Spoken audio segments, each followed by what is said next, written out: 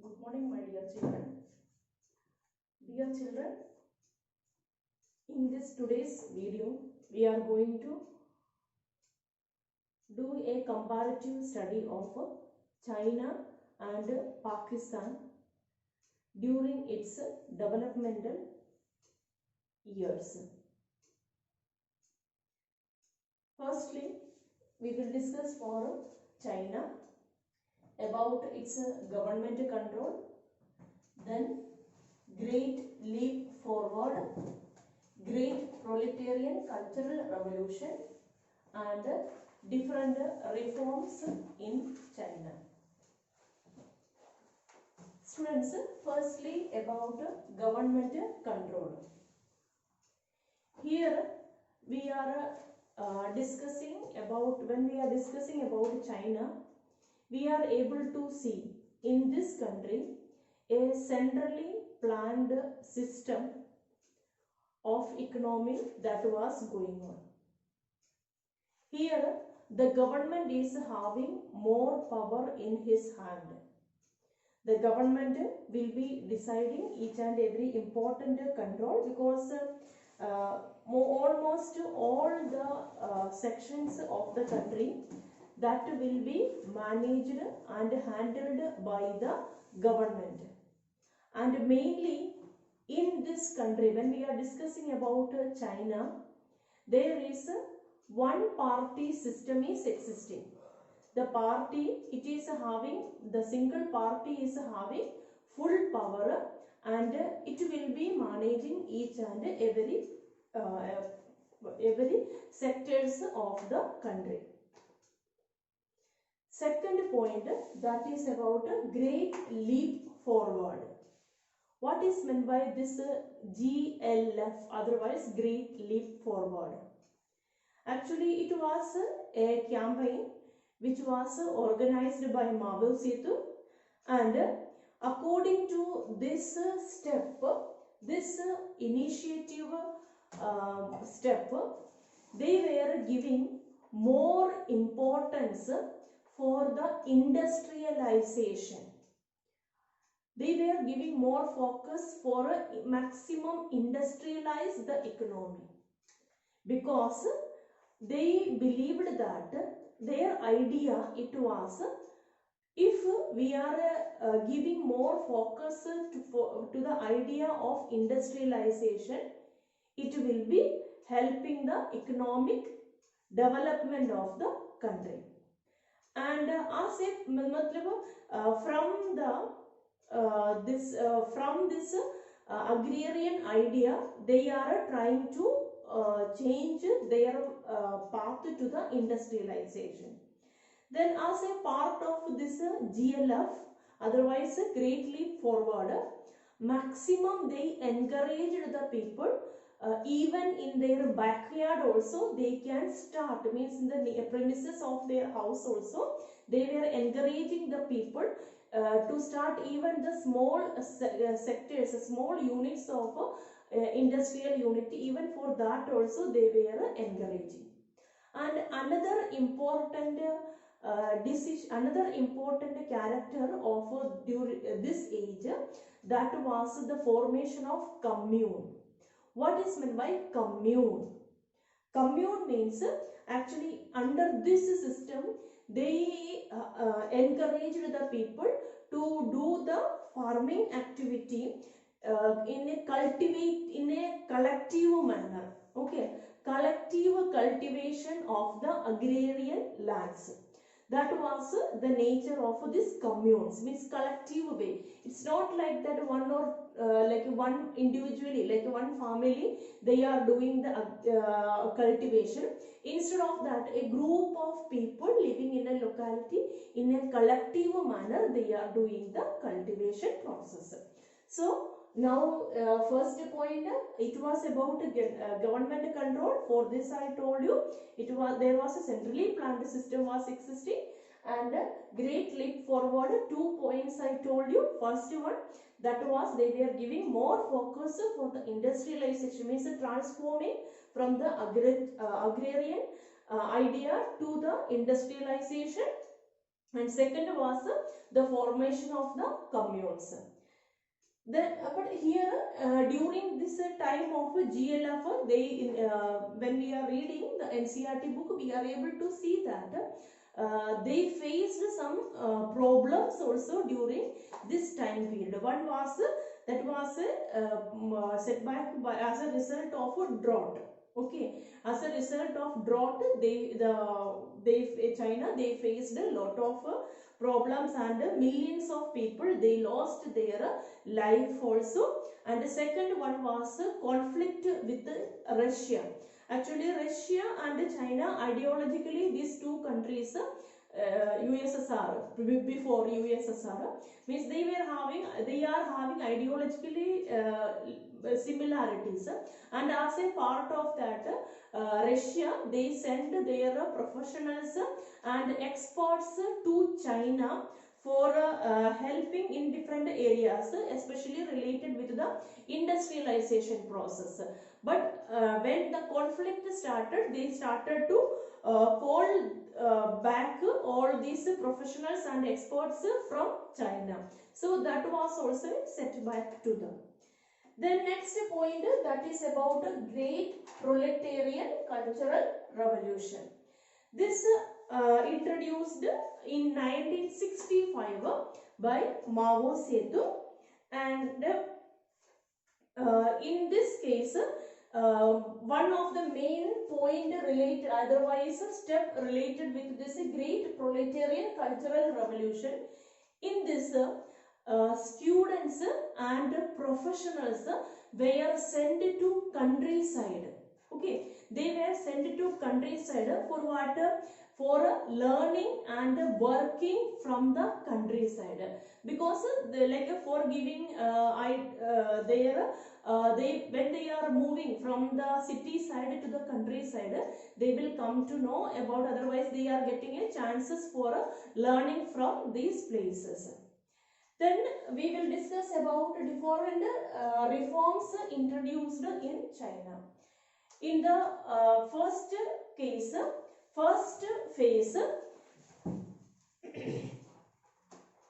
we will come to know that message in the this introduction of different reforms started mainly in the by the end of 1970s. By 1978, these one by one different reforms started to introduce. First, in the initial phase, it was related with the reforms of agricultural sector, then foreign trade and investment sectors. Here, as I told you, in the case of agricultural sector, one of the introduction, that was communes. Like already we discussed, their collective way they were doing that, and means there is no idea of ownership, means this plot is owned by me, this plot is owned by another family. No, there is no idea like that. Then this group of the people who were engaged with this cultivation activity, means they are paying a part of their profit income, they are paying to the government in the form of the taxes. The remaining they are having the permission to keep with them. Then in the second next phase, their reforms were initiated in the industrial sector. In the first sector, I told you that was related with the agricultural sector, foreign trade and investment sector. In the later phase, it is mainly the reforms introduced in the industrial sector. Then here, private sector firms in general and township and village enterprises in particular were allowed to produce the goods. Here even the private, it's not like that only the government will be handling everything, means even the private sectors, they also had got the permission for producing the goods, and state-owned enterprises were made to face the competition, means enterprises owned by the government also started, means industries or different production units owned by, means it's not like that only the private sectors are handling the production activity. Along with the private sector, government owned enterprises also started, and like a competition were also there between these firms. Then another important point related with this reforms, that was related with dual pricing, means two type of pricing. Here in the process, here in the dual pricing process, two ways were there, means two type of price fixing were there.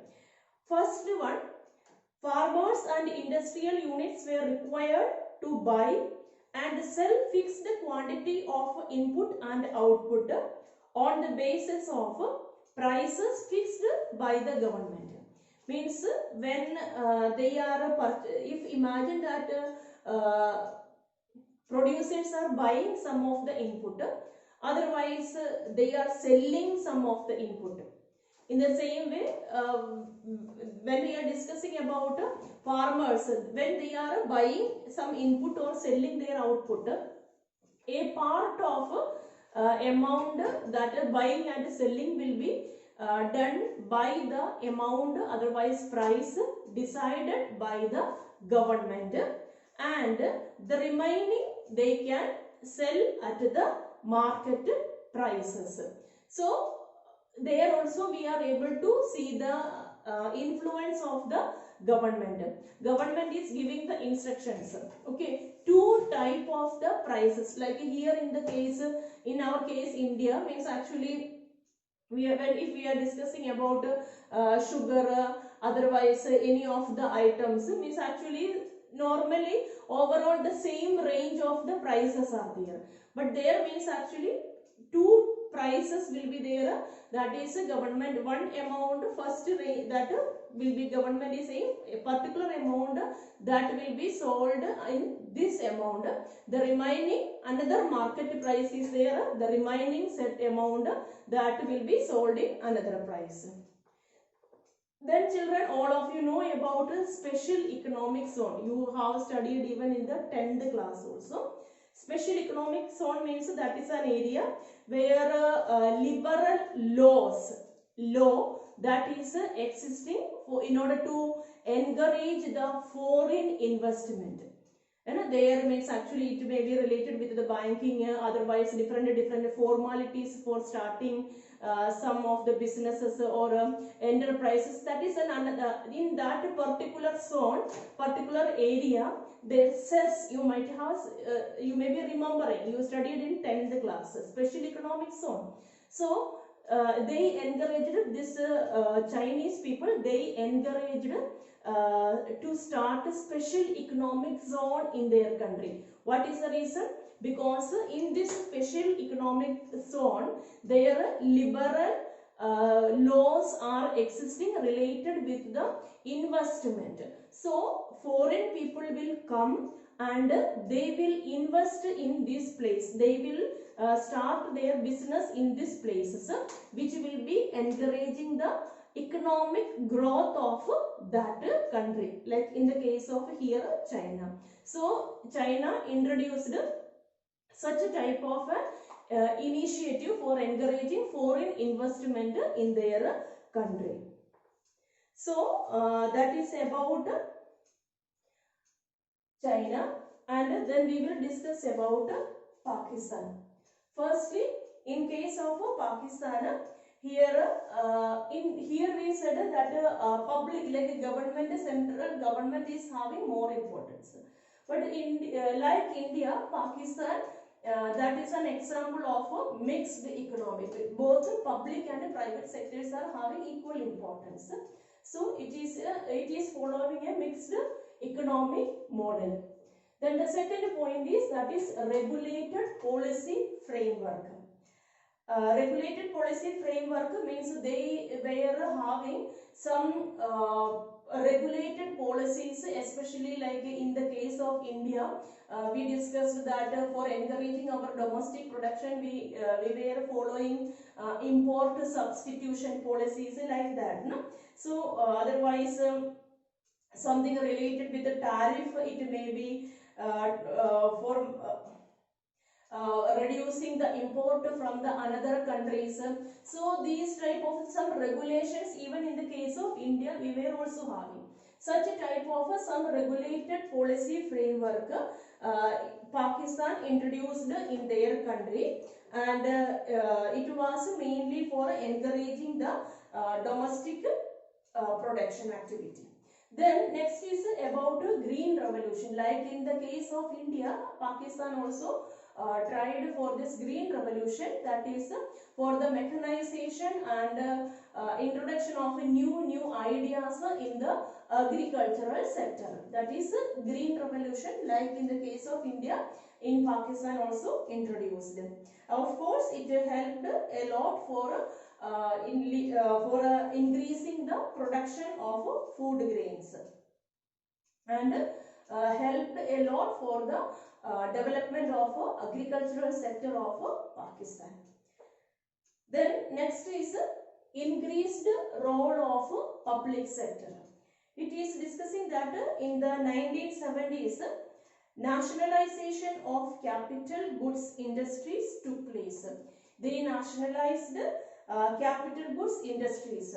It is also somewhat similar to India's case only, because where bulk amount, otherwise large scale investment is required, those industries they nationalized.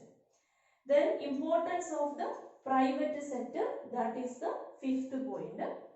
Here Pakistan shifted its policy orientation in the late 70s and 80s, when major trust areas were denationalized. Means that later what happened, by the year of end of 1970 and 1980s, many of the industries they denationalized and encouraged the investment of the private sector. Then about financial support. Here the financial support, we are able to see that many Western countries financially supported Pakistan, and also like many people from Pakistan, they went for working in Middle East countries, and from there actually outflow of the amount, means remittance from that side, means actually people transferred money from those who were working in Middle East, means they went from Pakistan to Middle East, and the transfer of the amount from those places to Pakistan, it also helped the financial sector of, it also helped the economy of Pakistan, and helped for the economic growth. And then about reforms in Pakistan. In 1988, different type of economic reforms were initiated in this country. So that is the important points related with it. Is the comparative study of different like we can say phases and different sectors related with the economic growth of Pakistan and China. Here we said China is having centrally planned economy. Here it is having mixed economy. Then a great leap forward. In this case, we said China had taken some initiatives for the for giving more focus or emphasis for the industrialization of the economy. And here also we discussed about commune. That is, commune means what? That is collectively they are doing the agricultural activity. Then great proletarian cultural revolution. In this point I told you that Mao Zedong means he encouraged for sending the students and workers, they were sending to the countryside. Then reforms we discussed means firstly they have given focus for the agricultural, then foreign trade, then investment. Then another important later phase they have given focus for the industrial sector. Then we discussed about dual pricing we discussed. Then special introduction of a special economic zone for encouraging the foreign investment. Then mixed economy, all of you know, regulated policy framework, it was for encouraging the domestic production. Then green revolution, it happened in the case of India also, so all of you know that, you know, because for to introduce different modern technology, otherwise different modern like good quality this seeds they were using, it helped for increasing the productivity. More amount of bulk amount of production in the agricultural sector had taken place. Then firstly introduced the importance of public sector and nationalized the capital sectors capital. Then later they have given more focus, more importance they given by denationalizing the institutions. They have given more importance to the private sector. Then financial assistance they received from the remittance of the amount from the Middle East, as well as financial support they received from the Western countries also. And last point, that is the reforms introduced in Pakistan by the year of 1988. So that is for today's class. Kindly children, all of you read the NCERT book also, as always I am saying, and from your side you prepare small note also for all these videos, means like briefing of all these points you prepare from your side. Okay students, so we are winding up. Have a nice day.